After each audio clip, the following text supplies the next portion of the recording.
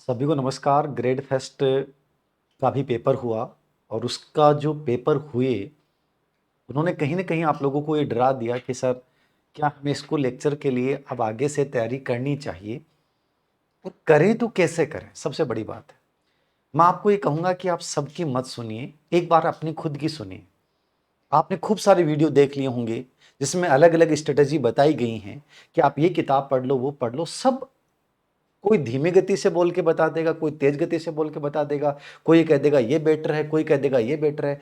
हर व्यक्ति आपको अलग अलग स्ट्रेटेजी बताता है। मैं आपको एक ही बात बोल रहा हूं, आपने पेपर दिया, आप में से कितने बच्चे ऐसे हैं जिन्होंने पेपर देने के बाद एनालिसिस किया कि मेरा ये पार्ट अच्छा नहीं हुआ और उस क्यों नहीं हुआ, उसमें प्रॉब्लम्स क्या आई, मैं क्यों नहीं कर पाया, मेरे पास जो कंटेंट था वहां से क्या पेपर आया कि नहीं आया। यदि आपने सच में एनालिसिस किया है तो आपको किसी की स्ट्रेटजी सुनने की जरूरत नहीं है। आपको केवल जो आप में कमियां रही हैं उनमें तुरंत सुधार करने की आवश्यकता है कि सर मेरे साथ प्रॉब्लम क्या थी। आप ये नहीं करोगे, आप कहोगे धीर सर आप बेस्ट से बेस्ट किताबें बता दो, मैं बता दूंगा, लेकिन इतना डरने की आवश्यकता ही नहीं है। आरपीसी में जो बदलाव इस बार हमें देखने को मिला वो क्यों हुआ, मैंने उसका एक लेटर शेयर किया था कि जो इसके मेंबर हैं केसरी सिंह जी, उन्होंने क्लियरली कहा कि हम जो भी पेपर बनाएंगे वो कोचिंग बेस्ड पेपर नहीं बनाएंगे। हम टेक्स्ट किताबों को चुनेंगे जो यूनिवर्सिटी लेवल पे चल रही हैं। हम जो भी वेबसाइट्स वगैरह हैं गवर्नमेंट्स की, वहां से हम करंट को उठाएंगे। हम यूपीएससी पैटर्न की ओर जाएंगे। उन्होंने इस बात को क्लियर बता दिया है। अब आपके दिल और दिमाग में कोई सवाल नहीं होना चाहिए। नंबर दो, सर मुझे ग्रेड फेस्ट क्यों करना चाहिए। आप सिलेबस उठाइए, पेपर उठाइए और देखिए कि क्या इस पेपर के हिसाब से आप सहज हैं, क्या वास्तव में इस पेपर के हिसाब से आप 40% प्लस नंबर ला सकते हैं। और अंदर से आवाज आती है कि सर मैंने ग्रेड फेस्ट को बहुत टाइम दिया है और यदि मैं इन कमियों को सुधार लेता हूं तो मैं 100% इस बार बेटर कर पाऊंगा। तो फिर आपको दूसरा रास्ता बदलने की आवश्यकता नहीं है, उसी रास्ते पे चलिए, लेकिन चलने का तरीका बदलिए। मैं नहीं कहता कि दौड़िए मत दौड़िए, लेकिन उसमें जो तुम संकेत इस्तेमाल कर रहे हो वो लेवल के होने चाहिए। तुम्हें वो हर चीज जो लगता है कि हाँ बदलाव लाने की आवश्यकता, वो बदलिए, अन्यथा तो वो स्थितियां होंगी जो इस बार हुई हैं। तो पहला काम ये कीजिए, पाठ्यक्रम का एनालिसिस कीजिए, पेपर का एनालिसिस कीजिए। दोनों का विश्लेषण करने के बाद अपने अंदर से एक आवाज आएगी कि सर मेरे लिए ये परफेक्ट है, मैं इसको कर सकता हूं, यद्यपि जो गलतियां हुई उनको सुधारूंगा। और आप ये कहोगे कि सब सब लोग कह देंगे नहीं होगा, ऐसे नहीं होगा। एक बात ईमानदारी से अपने आप से पूछना, यदि आप ग्रेड फेस्ट का पेपर देने गए, आप में से अधिकतर बच्चों के 40% नंबर नहीं आने का कारण ये नहीं था कि पेपर बहुत अच्छे लेवल का था, आप घबरा गए, आप पेपर को मैनेज नहीं कर पाए, आप पूरे प्रश्न पढ़ ही नहीं पाए, आप कुछ ऐसे प्रश्नों में उलझ गए जिन, बहुत सारे ऐसे प्रश्न होंगे जो शायद आपको आते हुए गलत हो गए या उनको आप कर ही नहीं पाए, मैथमेटिक्स के लिए आपको टाइम ही नहीं मिल पाया। ये सिचुएशन 70% से अधिक बच्चों के साथ हुई है। फिर आप कह रहे हैं कि सर बहुत हार्ड था, इतना हार्ड नहीं था। सबसे बड़ी प्रॉब्लम क्या हुई, आप पेपर का मैनेज नहीं कर पाना। तो कम से कम इन चीजों को लिखिए और फिर से स्टार्ट कीजिए कि सर मुझे स्कूल लेक्चर बनना है और मैं बनूंगा। यदि आपका सब्जेक्ट स्ट्रोंग है, आपको कुल मिला के ये लगता है कि मैं, चलिए कोई बात नहीं है, सब लोग कहेंगे कि सब कुछ पढ़ना ही पड़ेगा इस बार, बिना पढ़े काम नहीं चलेगा, सब चीजें आपकी जायज हैं। लेकिन जिस बच्चे को गणित नहीं आती ना, नहीं आएगी भाई उसको, लेकिन मैं फिर भी कह रहा हूं उसको डरने की आवश्यकता नहीं है। और भी बहुत सारा पार्ट है, यदि वो ढंग से मैनेज करता ना तो बिना गणित के भी वो फर्स्ट ग्रेड स्कूल लेक्चर बन जाएगा। और मैं ऐसे बच्चों की इंटरव्यू लेके दिखा दूंगा जिनका गणित का पर्सन एक भी सही नहीं था लेकिन वो स्कूल लेक्चर बने, 40% के क्राइटेरिया को पार किया। पैनिक होने की आवश्यकता नहीं है, संतुलित योजना बनाइए। आपके पास 10 से 11 महीने हैं, सब्जेक्ट आपका जहां से पढ़ रहे थे उसी को पढ़िए। कोचिंग यदि आपको लगता है आवश्यकता है तो कोचिंग कीजिए, वरना आवश्यकता नहीं है। जो पार्ट आपका कमजोर है, जहां लगता है कि सच में कोचिंग की जरूरत है, जैसे फर्स्ट पेपर है मैथ की, इंग्लिश की, या आपको जो लगता है, जिसमें भी लगता है कि मुझे यहां हेल्प ले लेनी चाहिए, कोई गलती नहीं है हेल्प लेने में। कोचिंग बुराई नहीं है, लेकिन कंप्लीट करने के बजाय उस पार्ट विशेष को किसी अच्छे एक्सपर्ट से पढ़िए, जो पार्ट आपको समझा सके और आपको बता सके कि तुम्हें ऐसे पढ़ना है, इस प्रकार से करना है। और ये चीजें मैं नहीं बताता तो भी तुम खुद अपने लेवल पे एक्सप्लोर कर सकते हो। तुम्हें 1000 वीडियो देखने की आवश्यकता नहीं है। हर आदमी अपनी रणनीति बताएगा और लास्ट में कह देगा मेरे वाला ये कोर्स भी आप देख सकते हैं, ये मेरी किताब भी देख सकते हैं। मैं भी कहूंगा, सब कहेंगे, सबके अपने हित जुड़े हुए हैं। अपने हित को पहले आप खुद पहचानिए कि मेरे लिए इस सिचुएशन में बेस्ट डिसीजन यदि ग्रेड फेस्ट हो सकता है तो इस डिसीजन को मैं सही साबित कैसे करूं। अब मैं बात करता हूं, मैंने बता दिया कि आरपीएससी का बदलता हुआ पैटर्न क्या है, यूपीएससी की तरफ ये जा रहा है। आज जो पेपर आया है, 1 साल बाद में जो आएगा उसमें थोड़ा बदलाव और देखने को मिलेगा। अब आपको क्या करना है, उस ट्रेंड को पकड़ना है, उसके अकॉर्डिंग अपनी एक्सरसाइज करनी है, उसके अकॉर्डिंग अपना माइंडसेट तैयार करना है। और आरपीएससी का सबसे बड़ा फायदा होता है एग्जाम पैटर्न को फॉलो करता है। लेवल हार्ड आएगा तो आएगा, लेकिन कम से कम अधीनस्थ सेवा चयन बोर्ड की तरह ये नहीं होगा कि अलग ही आ गया, एक टॉपिक से 4 प्रश्न आ गए, दूसरे से आए नहीं। तो कम से कम इस चीज को फॉलो कीजिए। अब आपको बता दूं क्या क्या पार्ट। आरपीसी स्कूल लेक्चर का पेपर आप सबने दिया, उसमें सबसे पहला पार्ट आपका आया इतिहास कला संस्कृति का। वहां आपके सामने दिक्कत यह आई इससे कि कुछ प्रश्न बहुत हार्ड थे, निश्चित रूप से थे। इसमें इतिहास में भारत का भी था और राजस्थान का भी था, दोनों पार्ट थे। भारत के इतिहास में से 5% या 6% आते हैं आपके, कभी 5 आ जाते हैं, कभी 6 आ जाते हैं। 2% किताबों के थे, B.R. अम्बेडकर, लाला लाजपत राय, ऐसे बहुत सारी किताबों के प्रश्न पूछे गए तीनों पेपरों में। 4 पेपर, 5 पेपर जो भी आपके हुए हैं, 3 मैं मान सकते हैं, पर समझ रहे हैं आप। वो पर्सन नॉर्मल थे, आप कर सकते थे, कोई बहुत गंभीर किताबें पढ़ने की जरूरत नहीं थी। 1857 के विद्रोह पे एक अच्छा प्रश्न आ गया। गुप्त वास्तुकला पे हमेशा अच्छे प्रश्न आते हैं, बट वो भी इजी प्रश्न मानता हूं मैं। राजस्थान के इतिहास से महाराणा कुंभा की कला संस्कृति से रिलेवेंट एक प्रश्न अच्छा आ गया। गोविंद गिरी पे एक अच्छा प्रश्न आ गया, समझ गए। लेकिन वो पर्सन कितने थे, बहुत ज्यादा नहीं थे वो। यदि तुम जो सही पर्सन थे जिनको कर सकते थे, तुम वो भी गलत करके आ गए। प्रॉब्लम ये नहीं हुई कि आपको कितने परसेंट नहीं आ रहे थे, प्रॉब्लम ये हुई कि तुम सही ढंग से पेपर तुम्हें जो करना था वो नहीं कर पाए। तो इतना डरने की, भयभीत करने की आवश्यकता नहीं है। ये पहला पार्ट है। यहां से टोटल 15% आपके आएंगे, यानी इंपॉर्टेंट पार्ट है। 30 नंबर का है। इस पार्ट को आपको बहुत सीरियसली करना चाहिए। किसी भी बैकग्राउंड से, आप साइंस से हैं चाहे आर्ट्स से हैं, मुझे नहीं लगता कि ये थ्योरेटिकल पार्ट होता है और पढ़ने वाला बच्चा सब कुछ पढ़ सकता है। अब इसकी कोई कोचिंग करते हैं तो मुझे लगता है कंप्लीट मूर्खता है, मुझे तो लगता नहीं प्रासंगिक है। इस बार भी हमने कोचिंग देखे, आगे कर देंगे लोग, हम अपडेट कर देंगे। बट फिर भी मैं आपको कहूंगा अच्छी टेस्ट किताबें पढ़िए। आरपीसी तो ये चाहती है, फिर भी आप कुछ भी नहीं कर सकते। देखो, सबसे बढ़िया पार्ट होता है भारतीय इतिहास के जो भी प्रश्न आते हैं, 5 टॉपिक 6 टॉपिक हैं। या तो आप आर्य कंपटीशन या किरण कंपटीशन की फैक्चुअल देख सकते हैं। इनके पीवाईक्यू से भी प्रश्न बाहर नहीं आते। जो आपका 1857 का विद्रोह था, वो यूपीएससी में आया हुआ प्रश्न था। आप बताओ क्या करोगे आप। हम क्या है कि पीवाईक्यू देखते हैं राजस्थान वाले। आप अच्छे लेवल के पीवाईक्यू निकालोगे तो इंडियन हिस्ट्री के प्रश्न गलत हो ही नहीं सकते। राजस्थान हिस्ट्री के प्रश्न जो आते हैं वो पहले कभी हार्ड आए ही नहीं, अब हार्ड आ रहे हैं क्योंकि यूपीएससी वाले कथन वाले प्रश्न आ रहे हैं। आपको एबीसी कथन चुनना है, बीसी, वो पूरा यूपीएससी पैटर्न लागू कर रहे हैं। तो हमें अभ्यास भी उसी लेवल का करना पड़ेगा। हम जब पीजीबी प्रोग्राम में बच्चों को जोड़ते हैं और उसमें अभ्यास देते हैं तो बच्चे कहते हैं सर बहुत हार्ड पेपर आता है। अरे हार्ड आएगा तो फिर दिक्कत नहीं आएगी, तो एक्सरसाइज भी वैसी करो। फिर आपका दिमाग ये बोलने लग जाएगा ये चीजें ऐसी आ सकती है, मेरा आंसर ये होगा। आप अभ्यास नहीं करोगे तो आपके सामने प्रॉब्लम क्रिएट्स होंगी। तो कम से कम अपने पढ़ने के तरीके को थोड़ा सा इंप्रूव कीजिए, फिर कहीं प्रॉब्लम नहीं आएगी।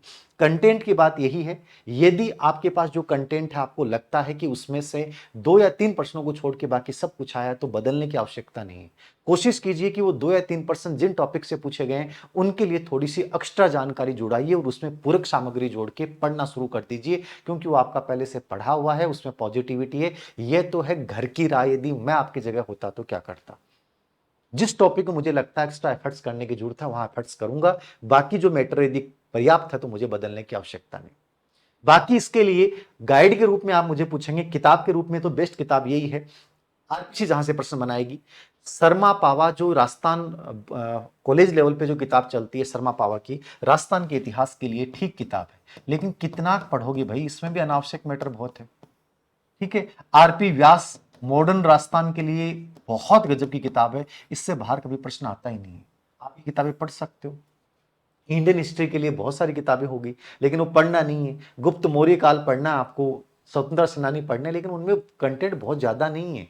उनके लिए कोई टेक्स्ट किताब पढ़ने की जरूरत नहीं है, ओनली PYQ देखे और जो भी गाइड आप लेके आए, जो मेटेरियल आपके पास था वो इनफ है। फिर भी इसमें यदि कोई गाइड यदि मैं सजेस्ट करूंगा तो मैं PSP की करूंगा। PSP क्यों करूंगा? क्योंकि इस बार अच्छा परफॉर्मेंस था। पप्पू सिंह प्रजापत की एक किताब आई है, वो ठीक है, वो इंडियन हिस्ट्री के पर्सन उससे बाहर आते ही नहीं वैसे ही, ठीक है। और राजस्थान इतिहास क्लास, यदि भी लैंग्वेज आपको हार्ड लगेगी, लेकिन आपको लगता है गाइड के रूप में पढ़ना है और 100% स्कोर करना है, तो आप इस किताब को देख सकते हैं। ऑलरेडी आपके पास कोई गाइड है, चाहे पवन जी की हो या किसी और की हो, आपको लग रहा है कि ठीक है मुझे सही लग रही है, मैंने पढ़ा है, उसमें थोड़ा कंटेंट ऐड कर लीजिए और उसी को जारी रखिए। ऐसा नहीं है कि उसके अलावा भी आपकी सर इसको देख लें क्या, वो देख लें क्या, ये बहुत ज़्यादा परेशान होने की आवश्यकता आपको नहीं है।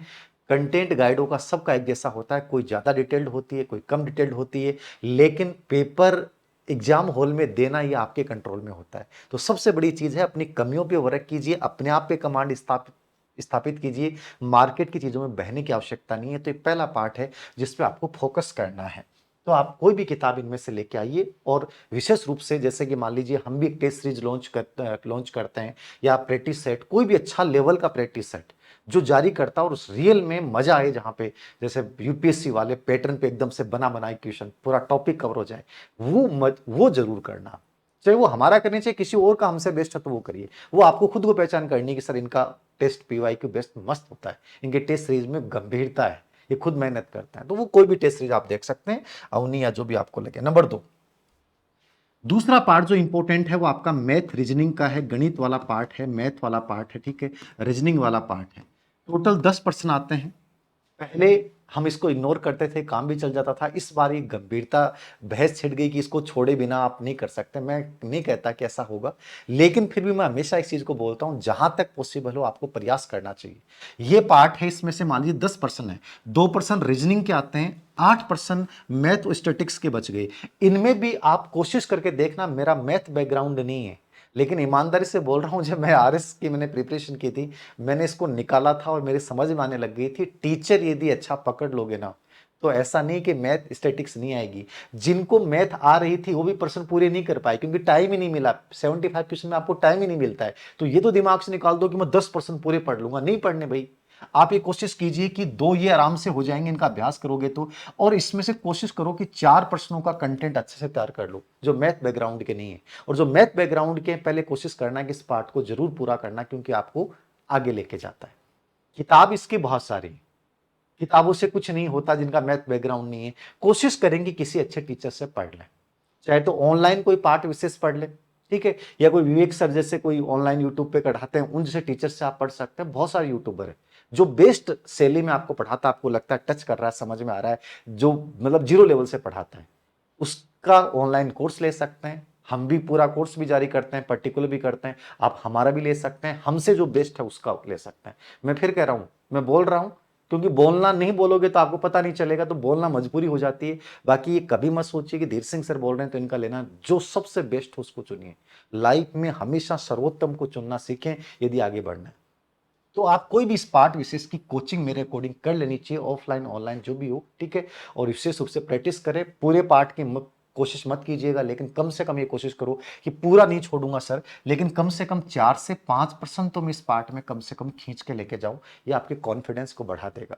बाकी इस पे किताब US शेखावत की आती है, आप इसको देख सकते हैं, ठीक है, ये ऑलरेडी चली आ रही किताब है, ठीक है। इसके अलावा स्माइल पब्लिकेशन की किताब आती है, इसके लिए वो भी आप देख सकते हैं। तो इनमें से कोई भी किताब, या इसके अलावा भी कोई बढ़िया किताब जिसकी लैंग्वेज आपको अच्छी लगती है, रामनिवास मथुरिया जैसी कोई भी, तो वो ले सकता है।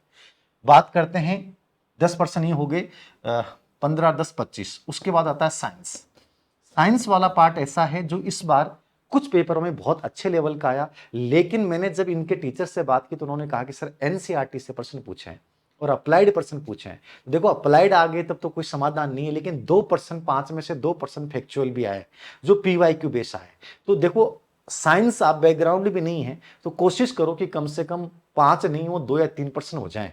तो एक तो इसका PYQ जरूर देखना चाहिए, और एक जो अपनी राजस्थान NCERT की जो बुक्स चलती हैं, जो उनमें जो टॉपिक है उनको आप देख लो, चाहे वो 7वीं में हो, चाहे 8वीं में हो, चाहे वो 9वीं की 10वीं में हो। इन किताबों में जो भी चैप्टर है ना इनसे रिलेवेंट आपके सिलेबस से, उनको एक बार हल्का सा देख लीजिए, पीवाईक्यू निकाल लीजिए, इनफ है। यह एक हेमराज सर की एक ऑब्जेक्टिव बुक आती है, हेमराज असिस्टेंट प्रोफेसर हैं, इनकी ऑब्जेक्टिव बुक आती है, वो भी देख लेना। उसमें से 4% तो लगभग 5 में से आए हैं, तो वो भी देख सकते हैं। अन्यथा आप ये मेहनत कर लेना विज्ञान की, और कोई आपको कोचिंग अच्छे नोट्स मिलते हैं तो वो भी देख सकते हैं। उसके बाद आते हैं अपन 25-30 नंबर का पार्ट हो गया ये, ठीक है। कोशिश करें कि यहां मैं 20% तो अच्छे से कर पाऊं। उसके बाद आता है अपना विज्ञान के बाद राजनीति विज्ञान, पॉलिटी, ठीक है।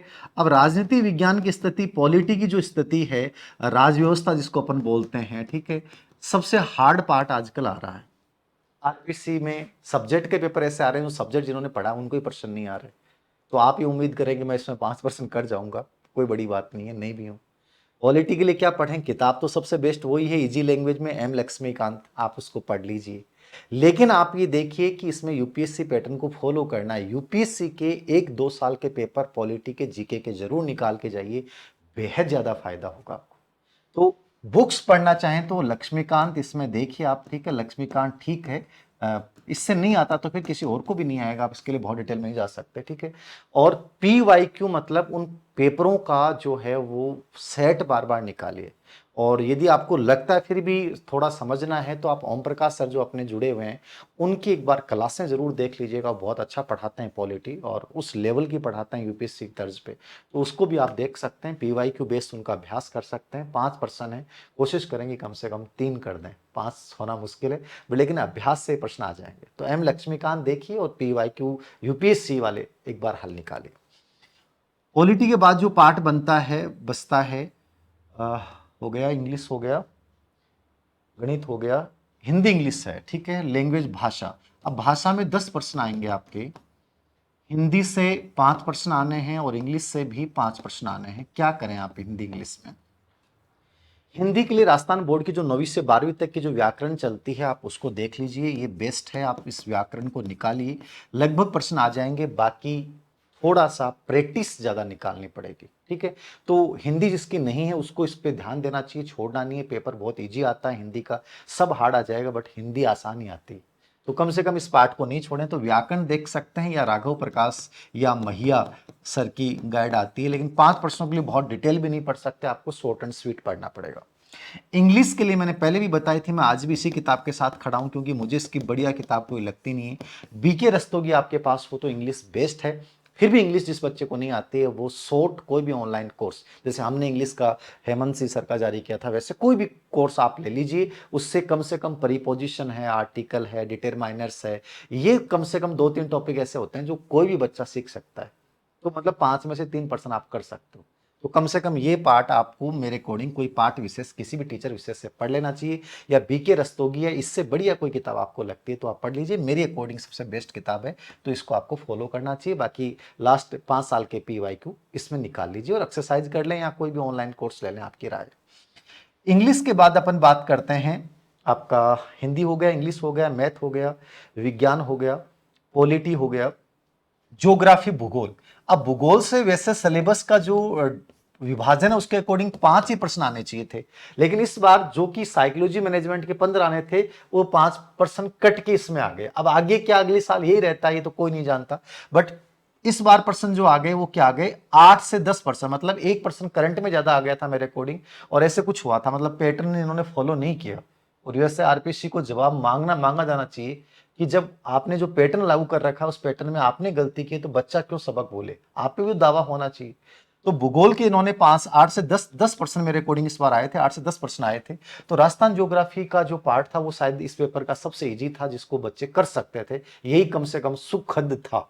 तो 10% के लिए सबसे बेस्ट किताब तो हरिमोहन सक्सेना है। और याद रखना ये अपडेट आ चुकी है 41 जिलों के अकॉर्डिंग, आप देख सकते हैं। ये बढ़िया किताब हमेशा काम आएगी। इसके अलावा यदि आपको नहीं लगता है कि सर किताब नहीं पढ़ी जाएगी, तो जो गाइड आपने इस बार पढ़ी थी उसी को आप रखिए कंटिन्यू, गाइड चेंज मत कीजिए, चाहे वो धिंदवाल वाली हो, चाहे आरबीडी की हो, या किसी और की भी हो, ठीक है। जो भी आप किताब पढ़ रहे थे आप उसी को फॉलो कीजिए, मेरे अकॉर्डिंग इसमें आपको चेंज करने की आवश्यकता नहीं है। तो हरिमोहन सक्सेना यदि है तो आप बेस्ट है, इसके अलावा जो गाइड थी उसी को कंटिन्यू रखिए, इसको चेंज मत कीजिए। ये 8 से 10% आपके यहाँ से ही आते हैं और या वो गाइड जो है वो कवर कर देंगे, बस PYQ आप निकालते रहिए। भूगोल के बाद ज्योग्राफी होगी, पॉलिटी होगी, साइंस होगी, साइकोलॉजी मैनेजमेंट। ठीक है, साइकोलॉजी मैनेजमेंट में इन्होंने इस बार बड़ा गंदा काम किया। आप कह दोगे सर आप, मेरा तो खैर क्या है, ICT पेडागोजी आ जाती है, टोटल 25 मतलब 15% तो हो ही गए, 10% वहां भी वेटेज कम हो गया। खैर साइकोलॉजी के इन्होंने सिर्फ 5% पूछे, जो 4% पूछे, 4 से 5 मतलब। लेकिन अमूमन जो होना चाहिए था वो क्या था कि वो जो ज्योग्राफी में 5% आए थे ना, वो यहां से कट गए हैं लोगों ने। अब क्यों किए, किस आधार पे किए, राम जाने, बट जो भी है। तो ये 4 से 5% साइकोलॉजी के आते हैं। तो आप साइकोलॉजी में सर क्या पढ़ें, तो मैं तो ये कहूंगा कि मेरी किताब पढ़ो, मैं किसी दूसरी किताब क्यों करूंगा। हाँ, यद्यपि उसका कुछ पार्ट शॉर्ट पढ़ा जा सकता है, जैसे अब मैं इसमें बता सकता हूँ कि शिक्षा मनोविज्ञान में केवल इतना ही पार्ट पढ़ना है, विकास में इतना ही पढ़ना है, किशोरावस्था ही पढ़नी है, अधिगम में तो पूरा ही पढ़ना पड़ता है, क्योंकि बाकी ट्रांस ऑफ लर्निंग को छोड़ दें, मतलब थोड़ा सा अपने को माइंड में शॉर्ट करना पड़ेगा। बाकी ये 5% आपके हो जाएंगे यदि लेवल अच्छा आया था। लेकिन यदि आपने गहराई से पढ़ा है तो प्रश्न गलत नहीं होते हैं। तो वो तो मैं तो ये राय दूंगा उन्हीं पढ़ें, दोनों के लिए ही, मैनेजमेंट के लिए भी, क्योंकि मैनेजमेंट की भी जो अपनी किताब थी उससे बाहर कोई प्रश्न आया नहीं था। मैनेजमेंट का पेपर कोई बहुत ज़्यादा हार्ड भी नहीं था, लेकिन फिर भी वही चीज़ें थी। RT 2009 को बहुत डिटेल से पढ़ना था। ठीक है, निरीक्षण पर्यवेक्षण में प्रश्न आ गया, प्रबंधन के सिद्धांत पे प्रश्न आ गया, डाइट पे और उस पर RBC बोर्ड पे प्रश्न आ गया, ISC पे प्रश्न आ गया। तो वही बिंदु दीक्षा पे प्रश्न आ गया। तो घुमा फिरा के प्रश्न वही पूछे गए जिन टॉपिक से आने थे। बस ये कि वेटेज कम होने से थोड़ा सा बच्चों को नुकसान हुआ। तो इसको आपको बहुत ज़्यादा टाइम भी नहीं देना है, और किताब चाहे तो आप अवनी की पढ़ लें, या बेस्ट जो भी आप इससे बड़ी आपको किताब लगती है तो आप उसको प्रेफरेंस दे सकते हैं। आपको जो बढ़िया लगनी चाहिए कि सर वो बढ़िया है तो आप पढ़ लीजिए। बाकी इसका लेटेस्ट अपडेट वर्जन भी आ जाएगा, साइकोलॉजी मैनेजमेंट दोनों को मिला के भी निकाल सकते हैं, और जो ऑलरेडी अपनी चली आ रही थी ICT पेडागोजी के साथ वो भी मैं जल्दी निकाल दूंगा। इसका कोर्स भी नया लॉन्च कर दिया जाएगा अगस्त फर्स्ट वीक में, साइकोलॉजी का भी और मैनेजमेंट का भी और ICT पेडागोजी का भी। कोई थोड़ा बहुत ऊपर नीचे, बाकी प्रश्न बाहर तो कुछ आया नहीं, बट फिर भी ICT पेडागोजी में कुछ चीजें अपने को चेंज करनी है। तो ये देख लीजिएगा, ये 10% है, या इस बार हो सकता है 15 आ जाए, जो भी आए, जो भी स्थिति, अपने को तो पढ़ना है इसको। तो इसके लिए अवनी देख लीजिए। और लास्ट में बचता है आपका करंट। करंट का जो पार्ट है आपका, इसने सबसे बड़ा धोखा दिया इस बार, और यहां धोखा मिलने से बच्चा बड़ा हताश हो गया, क्योंकि उसे लगा था कि 10 में से 6-7% मेरे सही हो जाएंगे। और करंट जो इन्होंने पूछा, कंप्लीट UPSC पैटर्न पे, जो योजना और कुरुक्षेत्र मैगजीन में आता है ना, वो सेम चीजें पूछे इन्होंने। तो इन्होंने जो इरादा दर्शाया था वो वेबसाइट से प्रश्न आए। तो वेबसाइट तैयार की जा सकती है क्या, और विशेष बात है कि जो करंट पूछा गया वो लास्ट के 6 महीने में, और वो भी जैसे कि मान लीजिए मार्च अप्रैल पे ज्यादा फोकस किया। तो ये आपको थोड़ा सा फोकस ये दिमाग में रखना है कि एग्जाम से जो 2 महीने पहले का जो टाइम है, स्पेशली 3 महीने जो बचते हैं, वो बहुत इंपॉर्टेंट होते हैं करंट के लिए।